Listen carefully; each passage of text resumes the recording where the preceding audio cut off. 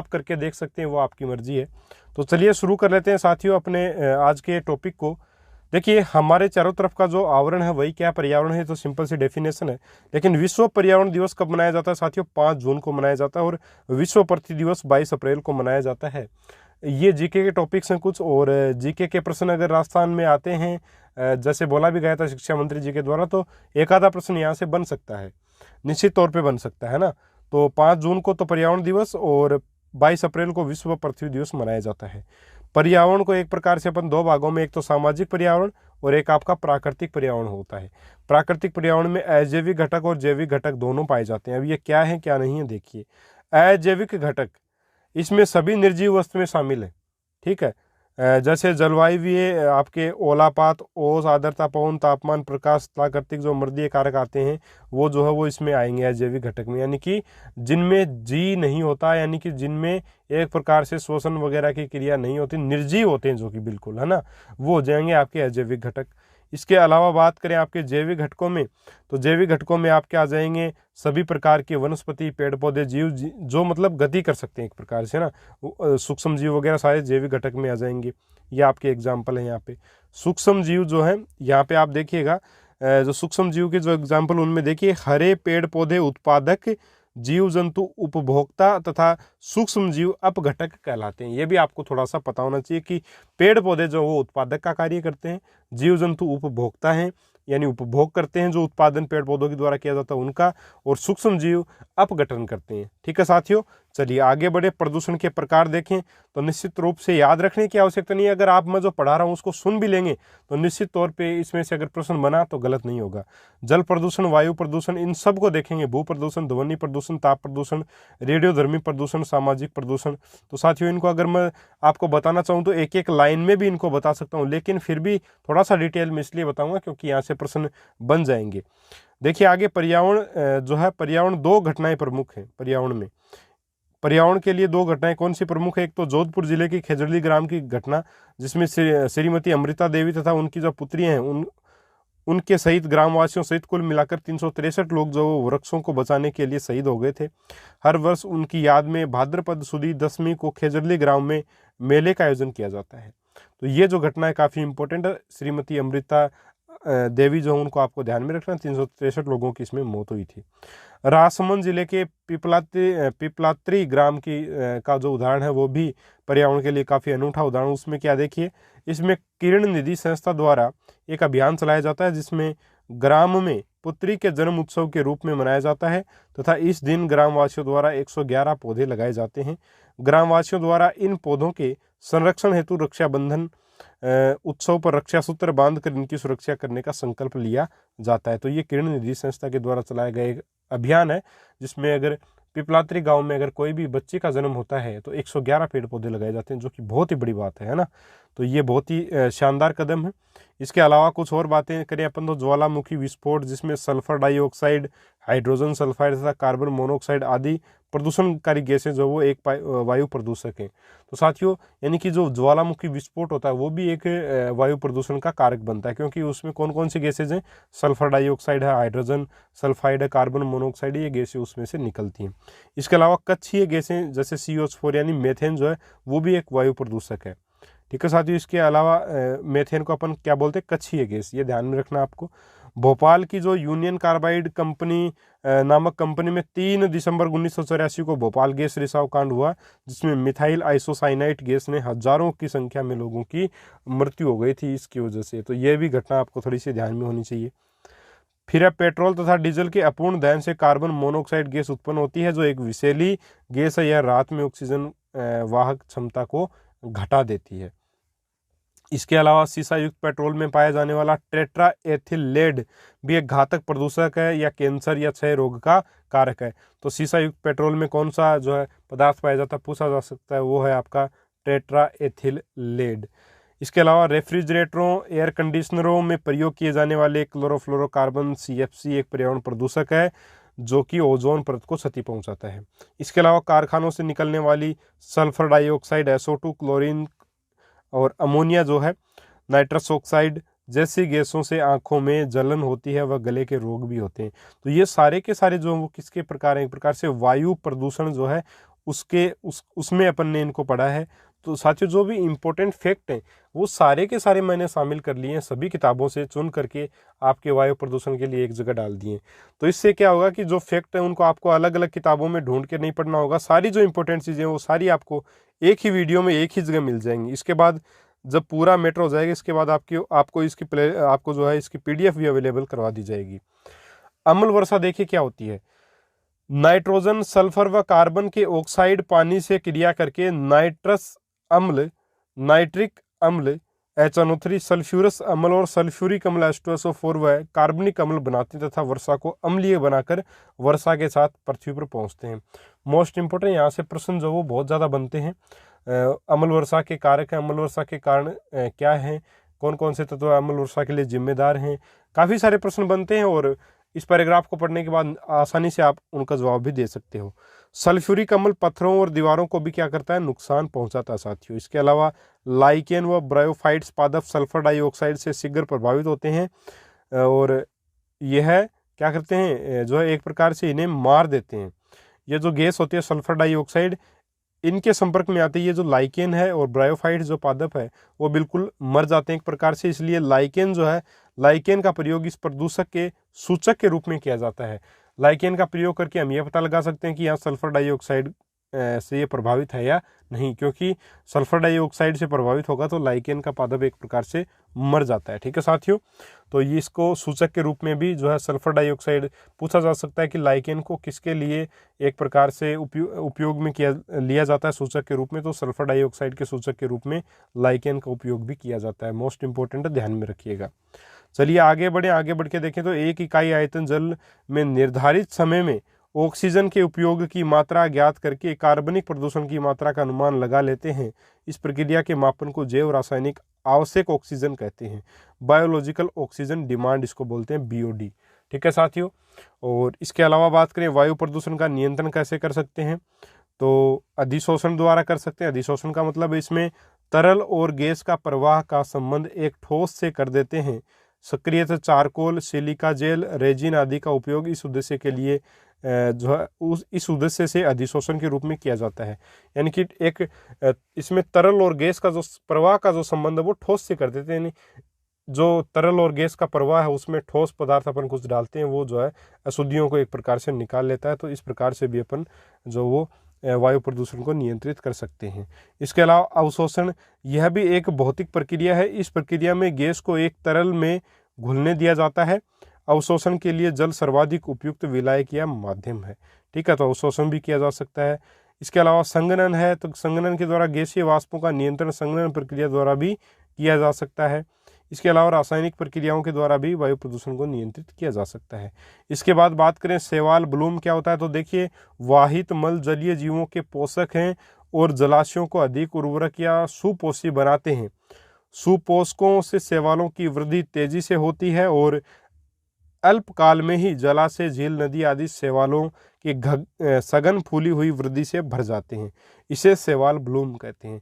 जो वाहित मल आता है वो समुद्र में गिरता है, जाहिर सी बात है समुद्र में जैसे ही वो वाहित मल या जलाशय या झील में या नदी में जैसे ही वो प्रवेश करेगा तो जो समुद्र में जो पादप वगैरह हैं वो वाहित मल में, जाहिर सी बात है उर्वरक पदार्थ भी होते हैं, सुपोषी पदार्थ भी होते हैं, तो वो जो शैवाल होते हैं उसमें वो उनसे उस वाहित मल से उर्वरक पदार्थ को लेकर के तेजी से वृद्धि करते हैं और एक प्रकार से जलाशय में शैवाल ही शैवाल एक प्रकार से हो जाते हैं।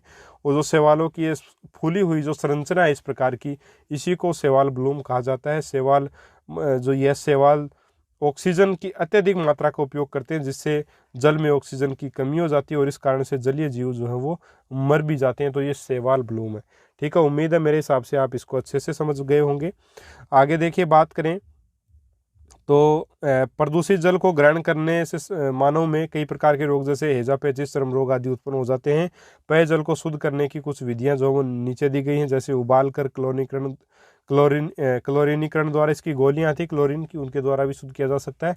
फिटकरी का उपयोग करके कर सकते हैं। जल को कृमि मुक्त करने के लिए कुओं में चूना, पोटेशियम परमैंगनेट आदि डाल करके, पोटेशियम परमैंगनेट मतलब KMnO4 डालकर भी जो है वो पानी को शुद्ध किया जा सकता है।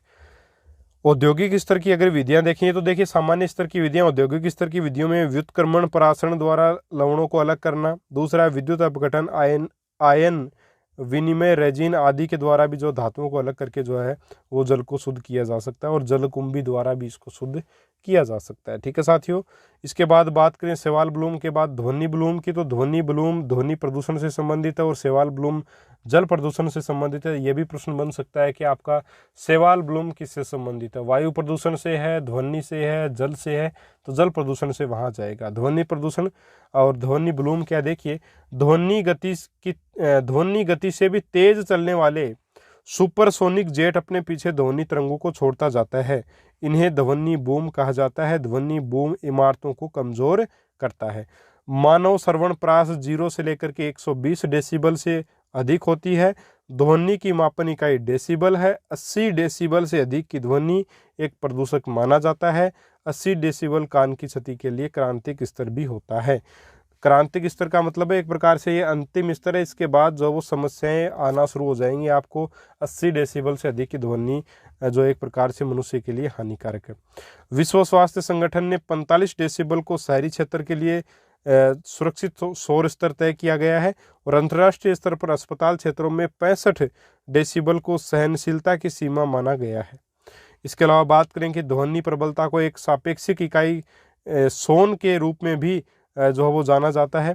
सोन के रूप में भी ध्यान में रखिएगा, जो ध्वनि प्रबलता की एक सापेक्षिक इकाई जो वो सोन के रूप में भी किया जाता है। एक सोन जो वो किसके बराबर होता है, 40 डेसिबल के साथियों बराबर होता है, ध्यान में रखिएगा। एक डेसिबल जो है वो बराबर होता है 0.002 माइक्रोबार ध्वनि दाब की, यानी डाइंस पर वर्ग सेंटीमीटर। इसके अलावा है आपका ये जो आपका जो एक डेसिबल जो वो किसके बराबर होगा, 10⁻⁻16 वाट ऊर्जा के बराबर भी होता है। ठीक है, 10⁻⁻16 वाट ऊर्जा के बराबर भी जो है वो 1 dB या एक जो है डेसिबल आपका होता है। ठीक है साथियों, अब बात करें हरी खाद की। हरी खाद क्या होता है, तो मृदा को प्रदूषित होने के लिए ये इसको आप पढ़ लेना, मैं बता देता हूँ हरी खाद क्या होता है। जो आपके गवार है, गवार का पौधा है, मूंग का है, पटसन का पौधा है, इनको अपन खेत में उगाते हैं। जब अपना खेत की उर्वरा क्षमता कम हो जाती है तो इनको अपन उगा देते हैं। जैसे ही इनके फली लगनी शुरू हो जाती है, ये थोड़े थोड़े मतलब ऐसे ठीक पौधे बन जाते हैं, तब इनके ऊपर क्या हल चला दिया जाता है, और फिर जो दाने बने उसमें से जो नाइट्रोजन वगैरह इनके पौधों के जड़ों में जो नाइट्रोजन है वो अपने भूमि में मिल जाएगी। उसके बाद में मृदा जो फिर से एक प्रकार से क्या हो जाएगी, सही हो जाएगी। तो मृदा में नाइट्रोजन और फास्फोरस की आपूर्ति जो वो इसके द्वारा होती है। तो हरी खाद काफ़ी इंपॉर्टेंट है, तो ध्यान में रखिएगा हरी खाद होती क्या, आपको मेरे हिसाब से आराम से समझ आ गया होगा। अब साथियों अपन एक टॉपिक की और बात करते हैं, कचरा प्रबंधन की। ये था आपका पर्यावरण प्रदूषण एवं नियंत्रण। तो साथियों इसमें से जो अपन ने पढ़ा है इसमें से बाहर निश्चित तौर पे कुछ नहीं आएगा, या आप निश्चिंत रहिए इस चीज़ के लिए, क्योंकि सारा मैटर मैंने कलेक्ट कर लिया है। इससे ज़्यादा आपकी किताबों में नहीं दिया हुआ और नहीं आएगा। ठीक है साथियों, देखिए कचरा प्रबंधन का जो टॉपिक है वो भी ऐड किया गया है, उसको भी अपन करते हैं इसी वीडियो में। कचरे का व्यवस्थित रूप से निपटान करने की जो प्रक्रिया है उसी को अपन कचरा प्रबंधन बोलते हैं। घरेलू कचरे को अपन 3 डिब्बों में रखते हैं, ये देखना जरूरी है। हरे डिब्बे में कौन सा सामान आता है, नीले में कौन सा आता है, और काले में कौन सा डालेंगे। यहाँ से प्रश्न बन सकता है साथियों, है ना। तो यहाँ से प्रश्न बनने की संभावना थोड़ी सी ज्यादा है। हरे डिब्बे में देखिए जिसमें पत्ते, फल एवं सब्जी के छिलके, खराब भोजन सामग्री आदि जैविक अपशिष्टों को एकत्रित करेंगे। तो याद कैसे रखेंगे, देखिए पत्ते, फल, सब्जी ये क्या होती हैं, हरी होती हैं। अब हरे डिब्बे में इनको डालना है अपने को। जैसे खराब सब्जी आ गई तो क्या अपन बाहर फेंक देंगे, नहीं, उसको हरे डिब्बे में डालिए। ठीक है, छिलके वगैरह है, यानी कि एक प्रकार से जो नमी वाली चीजें हैं वो हरे डिब्बे में डालनी है। दूसरा डिब्बा है नीला, जिसमें अजैविक अपशिष्ट सामग्री जैसे प्लास्टिक की सामग्री है, कांच के टुकड़े हैं, चीनी मिट्टी के जो बर्तन है वो टूट जाते हैं अपने से, तो उनको एक प्रकार से अपन इसमें डालते हैं। दूसरे डिब्बे में, नीले डिब्बे में। काला डिब्बा होता है एक प्रकार से जिसमें विषैले पदार्थ जो दवाइयाँ जो वो डाली जाती हैं इसमें, जैसे अपशिष्ट हो गए, दवाइयों के अपशिष्ट और बैटरी सेल, अनुपयोगी दवाइयाँ, पेंट, तेल, सिरिंज, सौंदर्य प्रसाधन सामग्री को एकत्रित करने के लिए काले डिब्बे का उपयोग करते हैं। यानी कि वो सामग्री जिसमें जहर वगैरह पाए जाए ना, जो एक प्रकार से ड्रग्स से रिलेटेड हो वो अपन डालेंगे काले डिब्बे में। और इसके अलावा जो प्लास्टिक वगैरह कांच का सामान है या फिर कोई टूटा हुआ आपका जैसे मिट्टी का बर्तन है उसको अपन नीले डिब्बे में डालेंगे, और जो गीला कचरा है उसको अपन हरे डिब्बे में डालेंगे। तो ये चीज़ें अपने को ध्यान में होनी चाहिए। निश्चित तौर पे प्रश्न बन सकता है कि विषैले पदार्थों को किस डिब्बे में अपन डालेंगे, तो काले में डालेंगे, नीले में, या आपके हरे में, तो निश्चित तौर पे काले डिब्बे में उसको डालेंगे। तो ये प्रश्न बन सकता है यहाँ से आराम से। चलिए आगे बढ़ते हैं। आगे देखिए, अगर आपको देखिए साथियों, अगर ये मैटर आपको पसंद आ रहा है, निश्चित तौर पे आपको चैनल पर अगर आप पहली बार आए तो सब्सक्राइब करना चाहिए। वीडियो को लाइक ज़रूर करें, ज़्यादा से ज़्यादा देखें ताकि हमारा भी हौसला बढ़े और हम लोग आपके लिए ऐसे ही शानदार मैटर आप लोगों के लिए लेकर के आते रहें। देखिए, जो अपशिष्ट पदार्थ हैं उनको दो भागों में विभाजित किया जा सकता है। एक तो जैव निम्नकणीय अपशिष्ट पदार्थ और एक अजैव निम्नकणीय अपशिष्ट पदार्थ। जैव निम्नकणीय अपशिष्ट पदार्थ यानी कि नाम से स्पष्ट देखिए, वे अपशिष्ट पदार्थ जो जीवाणु द्वारा अपघटित हो जाता है, यानी कि ऐसा अपशिष्ट पदार्थ जो सड़ गल करके एकदम खत्म हो जाता है, उसकी खाद बन जाती है जीवाणुओं के द्वारा, वो होता है जैव निम्नकणीय अपशिष्ट पदार्थ। यह पदार्थ जल्दी अपघटित होकर एक सड़कर मृदा में मिल जाते हैं, जैसे पेड़ पौधों की पत्तियां, फल सब्जी, छिलके, मांस, रद्दी, कागज, कपड़ा, मल, गोबर आदि जो जैव निम्नकणीय अपशिष्ट पदार्थ होते हैं। अजैव निम्नकणीय जो आपके अपशिष्ट पदार्थ हैं वो कौन से? देखिए, वे अपशिष्ट पदार्थ जो जीवाणुओं द्वारा अपघटित न होकर मृदा में नहीं मिलते हैं, उन चारों ओर प्रदूषण फैलाते हैं, जैसे पेंट, कांच, धातु के टुकड़े। ये पेंट जो एक प्रकार से आपका किया जाता है धातुओं पर, उस पेंट की बात है। प्लास्टिक की वस्तुएं आदि ऐसे पदार्थ जो वो अजैव निम्नकणीय पदार्थ हैं, तो नाम से स्पष्ट है, इसको तो आपको समझाने की कोई आवश्यकता नहीं है।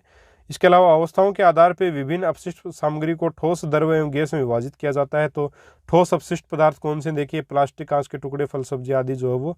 द्रव में जैसे गंदा पानी, तेल, पेंट वगैरह आ जाएगा। गैसीय में आपके आ जाएंगे औद्योगिक फैक्ट्री से निकलने वाला धुआं, कारखानों से निकलने वाला धुआं जो वो गैसीय अपशिष्ट पदार्थ में आ जाएगा। तो ये तो कोई बहुत बड़ी समझाने वाली बात इसमें नहीं है। चलिए इसके आगे बढ़ते हैं कि कचरा निपटान की विधियां क्या है। ये इंपॉर्टेंट है, कंपोस्ट विधि। देखिए, कंपोस्ट विधि क्या है? कचरे को एकत्रित कर उसमें जैव निम्नकणीय अपशिष्ट और अजैव निम्नकणीय अपशिष्ट पदार्थों को अलग करेंगे। जैव निम्नकणीय अपशिष्ट पदार्थ जैसे फल सब्जी वगैरह जो भी है, इनसे अपन क्या, सड़ी गली आदि वस्तुओं से जो खाद बनाई जाती है उसे क्या बोलते हैं? अपन कंपोस्ट बोलते हैं। गोबर गैस प्लांट में प्रयुक्त गाय व भैंस के गोबर कुछ समय बाद खाद का रूप ले लेता है। इसे ईंधन गैस के काम में भी अपन, इससे प्राप्त होने वाली गैस को अपन ईंधन के रूप में भी काम में लेते हैं। तो ये कंपोस्ट खाद है साथियों, ठीक है। इसके अलावा बात करें वर्मी कंपोस्ट, तो अपशिष्ट में विशेष रूप से लाल केचुए, जिन्हें रेड अर्थवर्म कहते हैं, उन्हें मिलाया जाता है। ये केचुए कार्बनिक पदार्थ खाते हैं। इनसे निकलने वाला अपशिष्ट पदार्थ उच्च गुणवत्ता युक्त खाद होता है, जिसे वर्मी कंपोस्ट खाद कहते हैं, और यह प्रक्रिया वर्मी कंपोस्टिंग कहलाती है। तो साथियों, कंपोस्ट और वर्मी कंपोस्ट में इतना ही अंतर है। वर्मी एक प्रकार से अर्थवर्म अपने केचुओं को बोलते हैं, तो रेड अर्थवर्म यानी लाल केचुए के द्वारा ऐसा होता है, और इसका उपयोग करके जो वो खाद को, जो कंपोस्ट बना रहे थे, उसको अपन वर्मी कंपोस्ट के रूप में बदल सकते हैं। ठीक है साथियों, चलिए आगे बढ़े। तो ठोस अपशिष्ट पदार्थों का निस्तारण कैसे किया जा सकता है? तो ठोस अपशिष्ट पदार्थों का निस्तारण करने के लिए अपन ठोस अपशिष्ट पदार्थों को शहर या कस्बे से बाहर गड्ढे में एकत्रित करते हैं, फिर उसे मिट्टी की परत से ढक देते हैं। कुछ समय पश्चात ये अपघटित हो जाते हैं। इसे लैंड फिलिंग कहते हैं। लैंड फिलिंग यानी कि एक प्रकार से भूमि का भराव करना भी इसको बोलते हैं। तो कुछ समय के बाद ये जो है अपघटित होते हैं। बहुत ठोस अपशिष्ट पदार्थ भी अपघटित होते हैं निश्चित तौर पे, लेकिन बहुत समय इसमें लगता है, इसलिए इनको गड्ढे में दबा दिया जाता है ताकि धीरे धीरे जो वो खत्म हो जाएं। और आजकल तो साथियों जो ये जो निम्नकणीय जो पदार्थ आपके हैं, जो कचरा है, उसको जब सड़क बनाते हैं तो उस सड़क में जो उसको नीचे दफना दिया जाता है, दबा दिया जाता है, जिससे वो धीरे धीरे सड़गल जाता है ना। तो ये इसमें भी उपयोग में आजकल ले रहे हैं। इसके अलावा अजैव कचरे का निपटान क्या? देखिए, कचरे में प्लास्टिक टुकड़े, कांच के टुकड़े, डिस्पोजल कप, लोहे के, तांबे, एल्यूमिनियम आदि बर्तन अजैव निम्नकणीय पदार्थ सम्मिलित होते हैं। इन पदार्थों का अपघटन प्रकृति में बहुत धीरे धीरे होता है। हम इन उपयोगी अपशिष्ट पदार्थों का निस्तारण निम्नलिखित 3 R विधियों से कर सकते हैं। एक तो रिड्यूस, एक रीयूज, एक रिसाइकल। आपका रिड्यूस का मतलब उपयोग की मात्रा अपने को इनकी कम कर देनी चाहिए। प्लास्टिक की वस्तुएं अपने को कम से कम साथियों काम में लेनी चाहिए। आप लोग घर से थैला लेकर के जा सकते हो सब्जी लेने के लिए, जो थैला आपका जो कपड़े का बना हो, चाहे आपका अन्य किसी पदार्थ का बना हो, लेकिन वो प्लास्टिक का ना हो। इसके अलावा पुनः उपयोग में लेना, अगर आपके घर में प्लास्टिक की थैली आ गई है तो उसको आप जो है एक ही थैली को आप बार बार जो उपयोग में ले सकते हो, तो पुनः उपयोग में लेना। और उपयोग में लेने के बाद जैसे आप वो थैली जो वो खराब हो गई तो उस खराब थैली को ऐसे ही बाहर न फेंके, उसको आप पुनः दुकानदार को एक प्रकार से दे सकते हैं, या फिर जो कचरा लेने वाला था उसको भी आप दे सकते हैं। पुनः साइकिलिंग में काम में आ जाता है। फिर पुनः चक्रण यानी रिसाइकलिंग, यानी प्लास्टिक एवं कांच की अपशिष्ट सामग्री को, अनुपयोगी सामग्री को अलग कर इनको फैक्ट्रियों में पुनः चक्रण हेतु भेज दिया जाता है। सॉरी, ये यहाँ पे बीच में, हाँ, इनको वहाँ पे आपका भेज दिया जाएगा और भेजने के बाद देखिए इनका दोबारा से उपयोग करने के लिए इन वस्तुओं को बनाया जाता है। तो ये सारा मैटर था आपका पर्यावरण प्रदूषण नियंत्रण और कचरा प्रबंधन का। मेरे हिसाब से बहुत ही अच्छे प्रकार से आपको ये सारा मैटर बिल्कुल क्लियर हो गया होगा। पूरे टॉपिक में से इसमें से बाहर प्रश्न निश्चित तौर पे नहीं आएगा, ये साथियों मेरी गारंटी है, क्योंकि जो मैटर उठाया गया वो राजस्थान बोर्ड की किताबों से है। इस वीडियो को जितना ज़्यादा हो सके आप लोगों के साथ शेयर करें, क्योंकि कोचिंग्स में बहुत ज़्यादा मैटर इन टॉपिक्स में पढ़ाया जाएगा, 3-3 4-4 दिन लगाए जाएंगे, लेकिन ये इतने बड़े टॉपिक हैं नहीं आपको इतना बड़ा इसमें पढ़ना है। ठीक है साथियों, उम्मीद है आपको मैटर पसंद आया होगा। नए आप चैनल पर हो सब्सक्राइब जरूर कर लीजिएगा। साइंस का जैसे ही मैटर खत्म हो जाता है उसके बाद साइंस के मॉडल पेपर शुरू हो जाएंगे। जैसे परीक्षा में आते हैं आपको वही लगेगा कि अपन परीक्षा देने के लिए बैठे हैं, वैसे का वैसा पेपर बनाऊंगा। खुद रीड साइंस मैथ से सिलेक्टेड हूँ, आप लोगों का सिलेक्शन करवा के ही मानूंगा, ऐसे आपको बीच में छोड़ने वाला नहीं हूँ। बिल्कुल आपके लिए ज़बरदस्त प्रकार से तैयारी की जा रही है। और आपने अभी अभी ये देखे जो इसमें ये देखिए सीखने के प्रतिफल, तर्क, चिंतन वगैरह कल्पनाएं टॉपिक मैंने तैयार किए, तो वो सारे के सारे हैं। और संस्कृत का संख्या ज्ञान का टॉपिक आपको करवा दिया, अनुकूलन का टॉपिक लगभग तैयार है, और भी टॉपिक्स तैयार हो रहे हैं। तो आपको मैटर जो वो जल्द से जल्द उपलब्ध करवाए जाएंगे। अब एक साथ जो वो एक ही मैटर को हम करवा सकते हैं, इसलिए 2 टॉपिक्स को मैंने आपको एक साथ इसीलिए करवाया ताकि आपका समय थोड़ा सा बच जाए। ठीक है साथियों, मिलेंगे अपन अगले वीडियो में एक और शानदार टॉपिक के साथ। तब तक के लिए जय हिंद, जय भारत, नमस्कार।